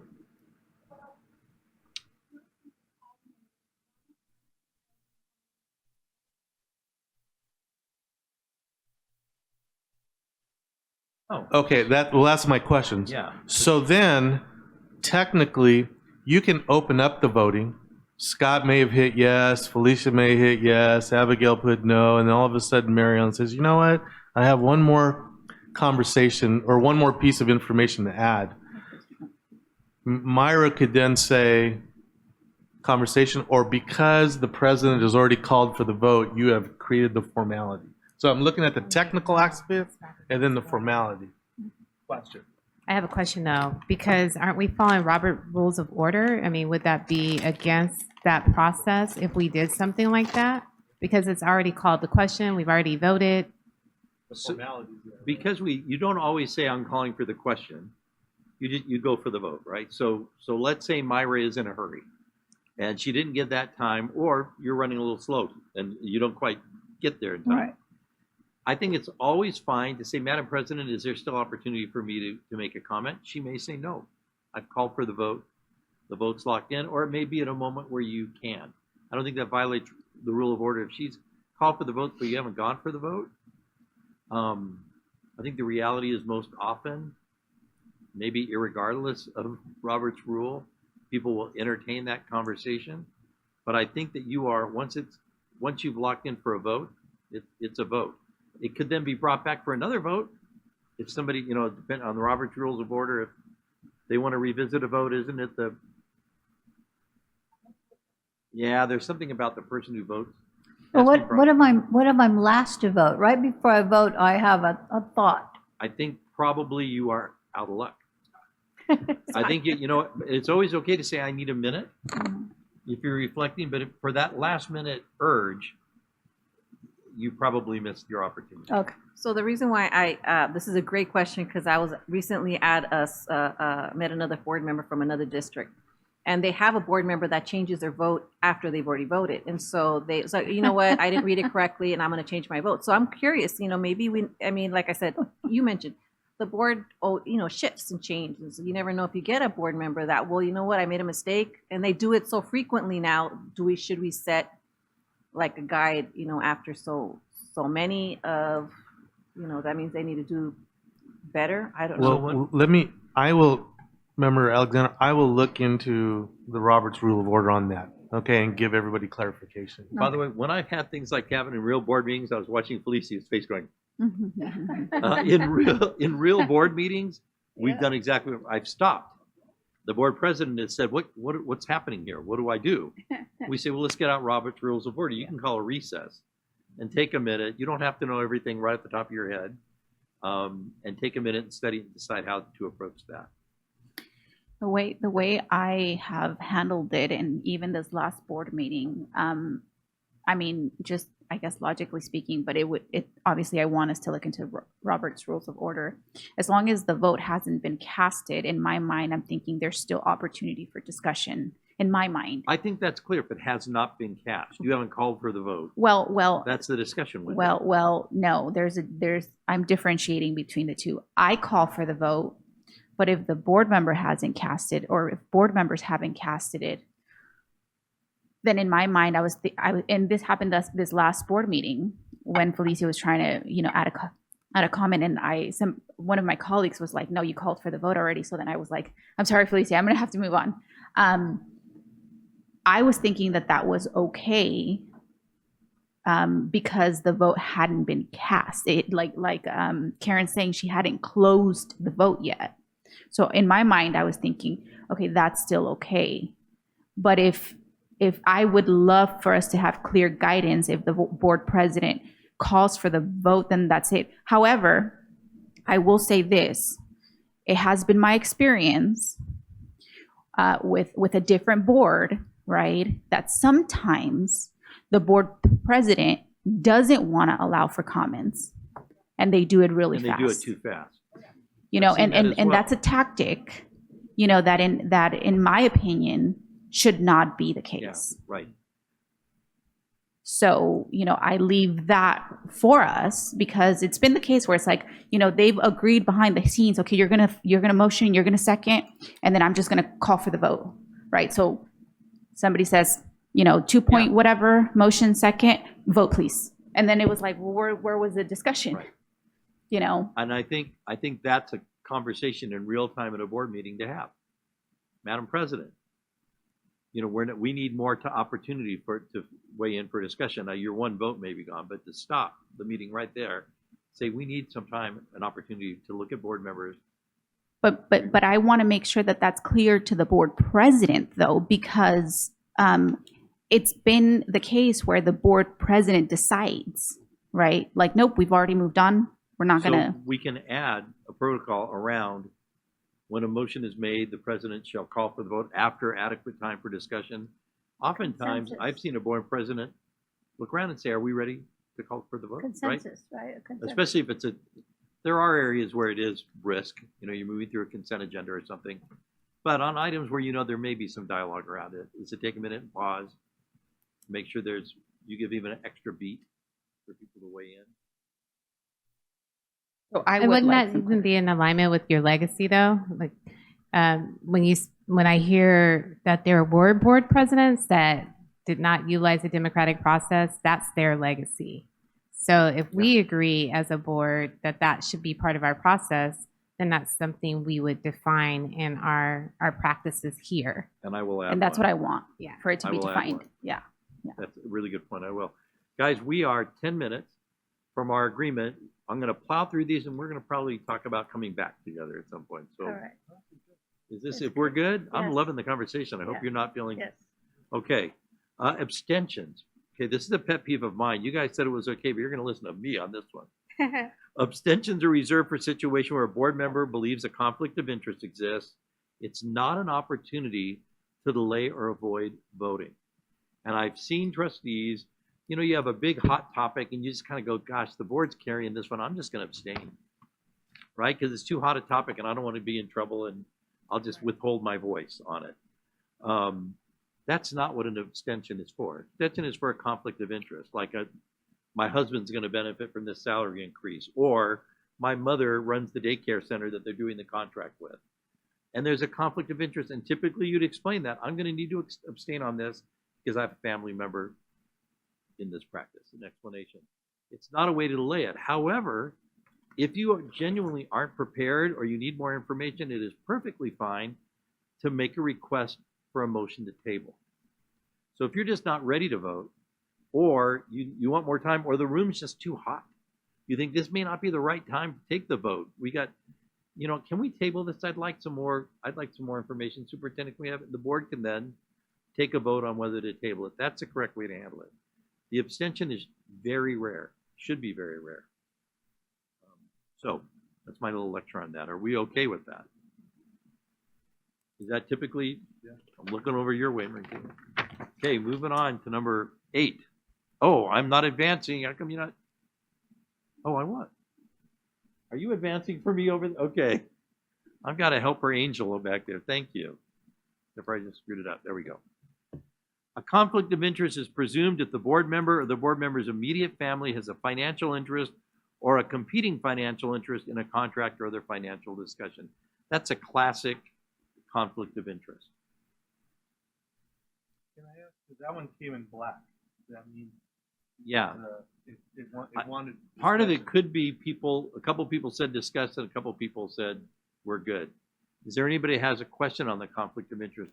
Mike, you too. I keep forgetting you back there. And the word is presumed, so even if there isn't a conflict, but if it's presumed conflict, that's where you have to. In real practice, guys, call your superintendent if you think you have a conflict of interest. Often you don't, right? You know, gosh, I know my cousin is on the personnel report to get an instructional aid position. That doesn't represent, it doesn't change your personal income of your home. And very often I check with legal counsel just to give the board member reassurance that they're not in a conflict. So if you think you might have one, run it by your superintendent. They can check and verify. But typically it's immediate family. Although even that, we had a contract once we were giving to a private school, and we had a board member's wife who contracted services at that private school. The question wasn't just whether he could vote on it. The answer was no, he couldn't. But it wasn't even sure the district could award the contract. So a conflict of interest can be you really want to explore it with counsel. So if you perceive something, let your superintendent know. Don't be shy about putting a call into counsel. In accordance with the Brown Act, the next one's about confidentiality. Board members are required by law to maintain confidentiality of all closed session discussions. And this includes disclosing during a board meeting something that was discussed in closed session. This sometimes happens by accident. It isn't always an evil intent. You forget where that conversation was, and all of a sudden in a board meeting you mention it. It's a perfect time for the board president or the superintendent to say, I'm sorry, that's protected under closed session. Let's hold that for our closed session agenda tonight, because it isn't always a bad intention. Sometimes you really do forget. But is everybody okay about confidentiality? That's vital. That really comes up around negotiations. You know, are there people on the board that are porous when it comes to sharing information about where they might be with negotiations? Because very often that can be a problem. The purpose of the consent agenda is to expedite routine. You guys were good with this one, with minimal discussion. You can pull items for separate consideration. Do you guys do that on occasion? For a separate vote? Okay, and you usually make that motion up front when you're approving the agenda. Okay. Everybody good with that one? Yeah. The next one, the governing board takes formal action to appoint representatives. Oh, this has been an issue for you guys.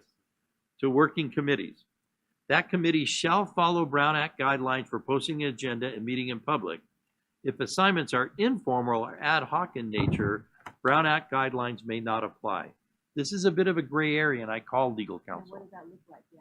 I called legal counsel and said, how does this work? So if you are in your annual organizational meeting, you're electing officers, and part of that process is we're now going to appoint our representatives to the City Traffic Commission, who's going to sit on the whatever articulation group. If you take a vote and assign those people, then they are required for, that's an official, they are emissaries of the board, appointed and representing you, and those are Brown Act meetings. Those meetings must be posted. There must be opportunity for public comment, all the things that you would expect. That doesn't mean they're open, free-for-all meetings, but they have to be posted. If it's informal, there's not a vote. Even if in a board meeting, you kind of say, who wants to be the representative to the ROP? That may be a bad example because that's going to be a Brown Act meeting anyway, but the City Traffic Committee. And you just kind of informally, oh, Mary Ellen says, I can take that this year. I really enjoy that committee. And you don't take action to vote on it. Council says that can be a gray area that may not have to be reported. Do you have to vote on it? Have you guys voted on it? On committees? Yeah.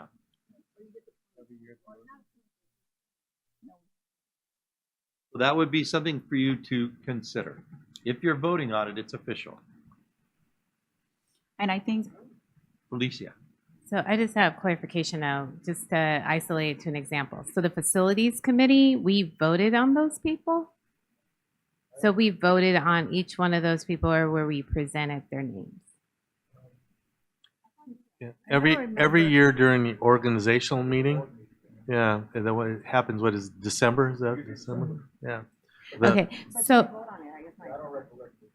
I don't recall voting, but I also understand that if it's a committee that's formed to take care of district business related to anything that's impacting our operational process or just how we operate in terms of the students, then we should be voting. They should follow the Brown Act because other committees with other governing bodies, they follow the Brown Act. It's a public meeting. They have public comments. Then they also have to file and record their meetings. So I don't understand why we wouldn't require the same. So I'll give an example. If you're, first we'll talk about board members being assigned to committees. So you are assigning your Same, duties of yeah. who you'll represent. Mhm. That's kind of that's really what I thought this was addressing, was you're appointing a board. If it's an it's just a roster and you're signing up saying, well, I'll take that this year, I'll take that. And you just by consensus, you're kind of agreeing, but you don't codify that with a motion and a second and a formal vote to appoint, then there is a gray area. I'm looking to you. Karen, is there something your group needs to know?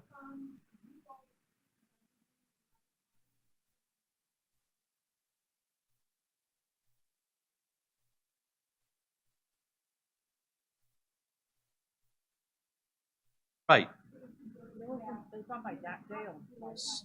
If it's a superintendent's committee, but if the board takes action, formal action, it's board direct.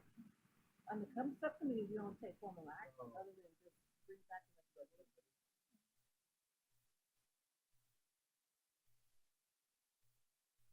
Aaron, my understanding, and we can double check for the board because this is good conversation and good learning. Might want a written. Is opinion. my understanding is that when at the organizational meeting, when we have also approved and voted the officers, they are also approving who is on what subcommittee.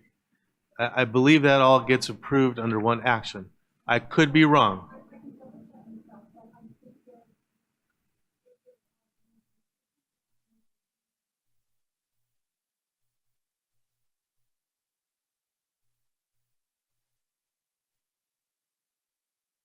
Good conversation, guys. Yeah.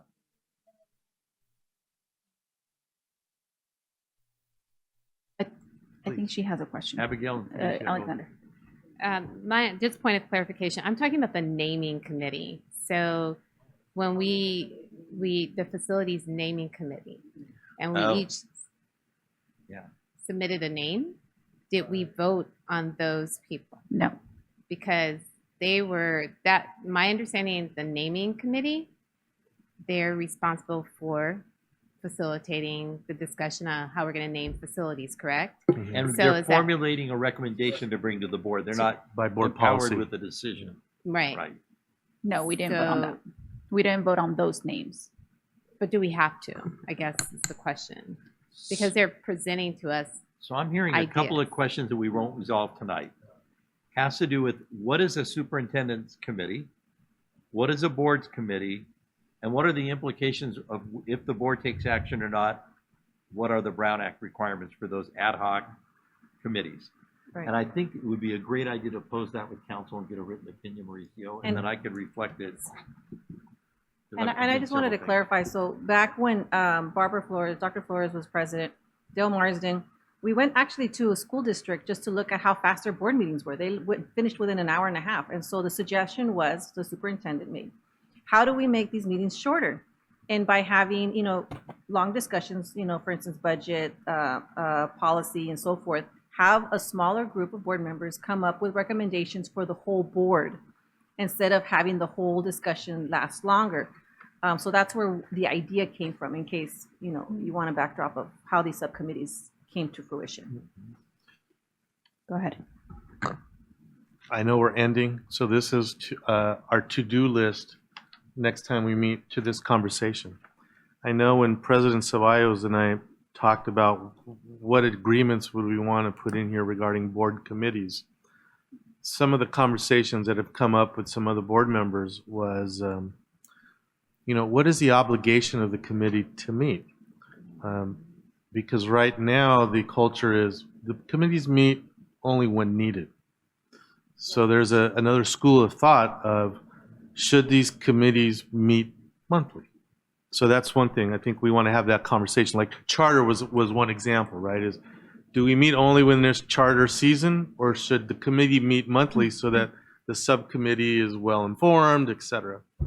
Then another question was, how do subcommittees then report back to the whole board, right? Because many times there are subcommittees meeting, making decisions, or making recommendations to operations, but the whole board doesn't necessarily know because it doesn't take board action. It's just something that we're doing internally. So another question to contemplate on board committees is, should there be a loop back with the entire board? So I'm not saying yes or no. This is just questions that have come up. Then the third thing that came up, Mara, if you remember, is when a board subcommittee makes a recommendation for the board to act on, should it go first reading, give time to think, and then action, or does it go immediately to action? So those are just questions that have been posed for us to consider to put in the board agenda or the governance And handbook. can you add that, because I've seen that on board agendas, if it can have a second meeting if necessary, I mean, second reading, but if it's not necessary, then it can have the first vote. So I know that we've had that in a few agenda items, so that could be. So I just have a quick question. So how is it we do it right now? Which way? Do it right now, that it just goes straight from committee to agenda, or does it go straight from committee to a discussion first? It goes Well, straight the to latest example was the naming committee, right? Where the naming committee came up with names for the board to consider, because that's what the board policy says. The board votes on the naming of facility, but it went on immediately as an action item. So it wasn't put on as a first reading, let's talk about it, let's debate, and then come back 2 weeks later. So that's the question is, should we have language that says anything that a subcommittee brings for the board to consider, should it go through 2 passings as opposed to 1? Sometimes it's time sensitive, so maybe we do have to do immediate action, but I'm just representing what I've heard, what Myra and I have heard from our colleagues to consider. Maybe the answer is board doesn't care, and that's okay. I just want to represent the thoughts that people have brought forward. If I can, Yes. Go ahead. I like the idea of the second passing, if possible. I understand that there are times that are time sensitive, but someone who is new, I know there's been a couple things that have been on there. I'm like, I have no idea what this is, and why didn't we get to discuss it? So the last things that you said, I really like those ideas of looking at that. And lastly, I got to go. Thank you. So your last part was that you have to go? Okay. Yes, thank you. Good night. Good night. So guys, thank you for hanging in there. This has been great conversation tonight. I will leave it to Mauricio to get back to me to reschedule part 2, probably about another 2 hours, and we'll get through it. And in the meantime, I'll start redrafting. I can bring back some revisits. The work And you've before we done. close, I also want to mention, our meetings used to go up to 1 in the morning, 2 in the morning. That was why the idea was to have subcommittees, so that way the subcommittees can have, because otherwise we had all those policy items, they were all up for discussion. All of the, everything was up, so we Yeah. used to end really late, so I know that was one of the intentions too. Yeah. And if I may add, I think we would like to keep committees. We just want to make sure that whichever way we're going to go about it, that we're following whatever we have to follow. That's crystal clear. This is, you're supporting committees, but if a committee is violating the Brown Act, you need to, that's what you're asking for, is can we clarify? Yeah.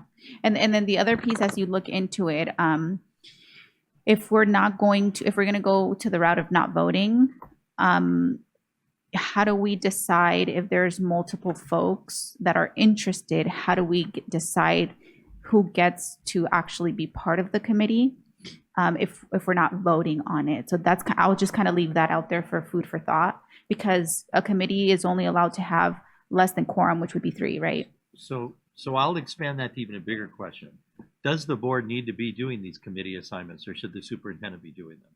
That's a bigger question, because you vote, Go ahead, Abigail, what'd you say? I said, the thing is that, so the recommendations come from the district. So like, for instance, we're looking at CSBA and policy. I'm looking at policy. What happens is sometimes that, as board members, we want to make sure certain languages are still protecting our students. Right. And so, districts will, will bring back recommendations, but if we don't push back and making sure, okay, well, we need to make sure that we need to include certain language. Otherwise, I mean, we can technically do it in open session when everybody's there, but I just feel like yeah, it'd be a lot longer. Thank you. So I would agree with the board. I think the board wants to have the ability to us either volunteer or, decide who gets on those committees. So Okay. I think that's any other final, Dr. Wyatt? Thank you, Madam President. Just wanted to look at our agenda, and the student board members aren't our current student board members, so just a correction on our agenda. Oh, the agenda needs to be updated with Current school board members the student members, not current. on the agenda, that's all. We'll, No, that's okay, I just want, and then also, do we keep our handbook, are we turning those in today or keeping those? Yeah, you can keep those. keep all this. Let's just have copies of the board bylaws. I don't know if you already had them. No, good. And then. Thank you. Please, yeah. Do we invite the student board members to the governance? I training? did not ask, so I'm going to say no. I know it might sound boring, but I think that it's an opportunity for them to learn. So we should extend that invitation to them. Good and point. Make them a decision. To be a part of this next Yes. session. Thank you for bringing that up. Uh, I no. didn't even think about that. Actually, they can either come be a part of the conversation or they can be invited to be in the gallery. Yeah. Any other questions before I close? Final comments? Alrighty. 3.0 closing. Thank you so much.